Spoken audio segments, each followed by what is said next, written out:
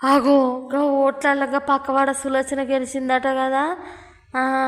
మనిషికి ఇంటింటికి 1000 ఎక్కువ వంచిందట, అందుకే ఓటు అటుకుద్దిండ్లు.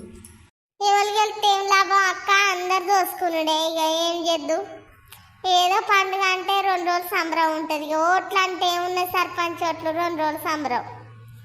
అవునే మొద్దు మోకాళ్ళారా, నా చీరలు ఇత్త దొబ్బి తిన్నారు, కోటరిత్త తాగిళ్ళు, చికెన్ ఇత్త తిన్నారు, అన్ని తిన్నారు. దొంగ ముఖాలు మంచిగా పిల్లర్వాయ ఊకొని ముచ్చట చేస్తాన్లా. అవుల మోకాళ్ళారా, నా పైసలన్నీ తింటారు కదనే, నన్ను నాగం చేతిరు కదనే.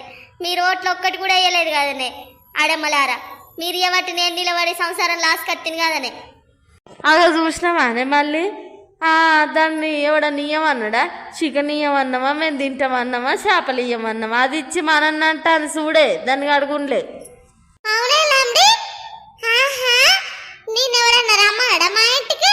మా ఇంటికి నువ్వే చికెన్ వంచి చీరలు వంచి అన్ని చేసినావు కదనే. మళ్ళా మాకు అద్దానంటే కాలు మొక్కి మరి ఇచ్చినావు కదనే. అప్పుడే పోయింది ముఖం. ఏం చేయాలి, తినిపోన్లి బతుకుపోన్లి. నాకు నా అంత తిన్నారు, నాకు ఒక్కోటి కూడా వేయలేదు. ముచ్చట పెడతాను లాను మంది కొంపలు గుల్సా. నా ఇజ్జత్ అంతా పోయా, సాత్ పంచి కోడిపోతుంది.